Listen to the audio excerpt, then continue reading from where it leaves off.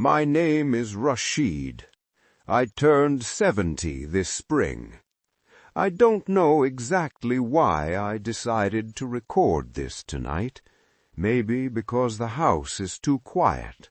Maybe because the clock on the wall sounds louder than it used to. Or maybe because I can feel time pressing in a little closer now, and there are things I never said out loud. For most of my life, I believed something without questioning it. I carried it like a truth.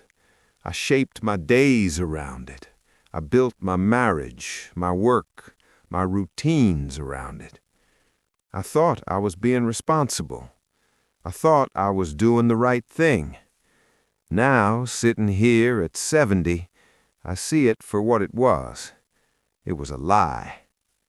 Not a dramatic one, not the kind that ruins headlines or destroys cities, just a quiet, respectable lie, the kind a man can live inside for decades without noticing. I grew up in a small house with thin walls and a father who believed a man's worth was measured in how much he endured. He worked long hours, spoke very little, and never complained. My mother filled the silences with movement, cooking, cleaning, tending to us. But even she never spoke about feelings. We didn't have words for that kind of thing. We had duties. We had expectations. When I was a boy, I learned that being good meant not needing much, not asking too many questions, not causing trouble, and especially not showing weakness. I carried that lesson like scripture. When I married Amina, I was 26. She was 23 and had a laugh that filled rooms. I remember the first night in our apartment. It was small, barely furnished. The paint smelled new. She stood by the window, looking at the city lights like they were a promise. I stood behind her, already thinking about how much rent cost. I told myself that love meant protecting her from worry. That meant working harder. That meant keeping my fears to myself. That meant staying steady, no matter what I felt. So I did.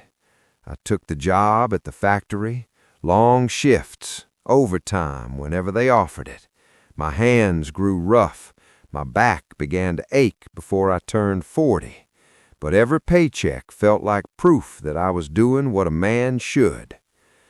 When our first son was born, I held him in my arms and felt something I didn't have language for. It was fear, mostly. Fear that I wouldn't be enough. Fear that I would fail him. So I worked more. That was always my answer. If something felt uncertain, I worked. If something felt fragile, I worked. If something felt too emotional, I buried it and worked. I missed small things, not the obvious ones. I was there for birthdays. I was in the photographs. I paid for the school uniforms, the doctor visits, the electricity. But I missed the way my son used to wait by the door at 6 in the evening. I'd come home tired and he would start talking before I even took off my shoes. I remember nodding, half listening, my mind still in the noise of machines and numbers. One evening, he stopped waiting by the door. I didn't notice right away. That's the kind of thing you don't see when you're busy being responsible. Amina used to sit at the kitchen table after dinner, sometimes just watching me. I'd read the newspaper, the pages crackling between us like a thin wall. She would start a sentence and then stop. I could feel her wanting something from me. Conversation, maybe. Presence. But I believed that my silence was strength. I believed that as long as the bills were paid and the roof didn't leak, everything else would sort itself out.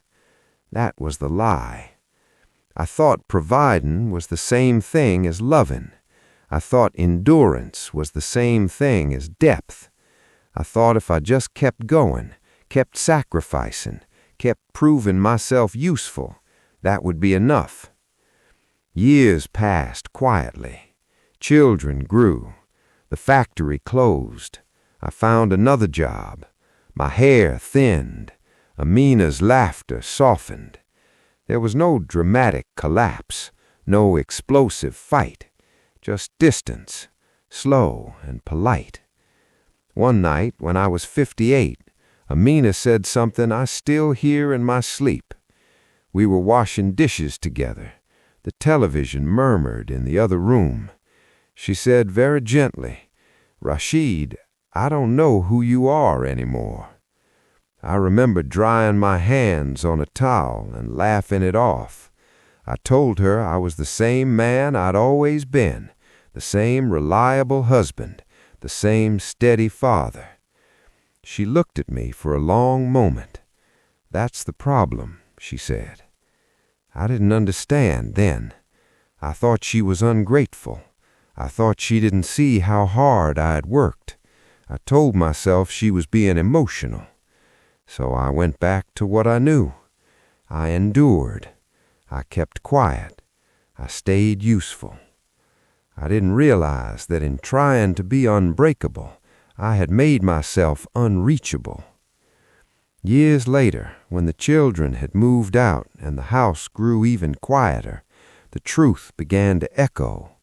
Amina and I would sit in the living room, not arguing, not fighting, just existing beside each other like furniture arranged too long in the same place. One afternoon, she brought out old photo albums. We sat on the carpet, flipping through glossy memories. There we were at the beach. There we were at a school play. There we were at weddings and family gatherings. In every picture, I looked the same. Serious, distant, proud maybe, but guarded.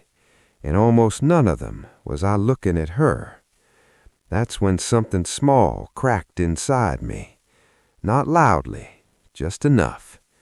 I realized I had spent my whole life trying to be the kind of man who never needed anything, and in doing that, I convinced everyone around me that I didn't feel anything either. I thought love was proven through sacrifice, but I never let myself be seen. I never told Amina when I was afraid. I never told my son that I worried about being a good father. I never told my daughter that her kindness made me proud in ways I couldn't explain. I assumed they knew. I assumed silence was enough. It wasn't. Amina got sick when we were 63. It wasn't sudden. It crept in slowly, disguised as tiredness, then appointments, then tests, then words from doctors that made the air feel heavy. I stayed calm. That's what I knew how to do. In hospital rooms, I focused on practical things, medication schedules, insurance forms, parking tickets. I told myself that being steady was the greatest gift I could offer her. One night, when the lights were dim and the machines hummed softly, she reached for my hand. Her fingers were thinner than I remembered. "Rashid, talk to me," she said. I thought she meant about the treatment, the next appointment, the statistics. She shook her head. "No, just talk to me." And I realized I didn't know how. After nearly 40 decades of marriage, I didn't know how to sit there and simply speak from my heart. The words felt foreign to my mouth, vulnerable, exposed. So I told her practical things. She closed her eyes. A few months later, she was gone. The house changed shape after that. Rooms felt larger. Sounds lingered. I would wake in the middle of the night reaching for her side of the bed, and my hand would find only cool sheets.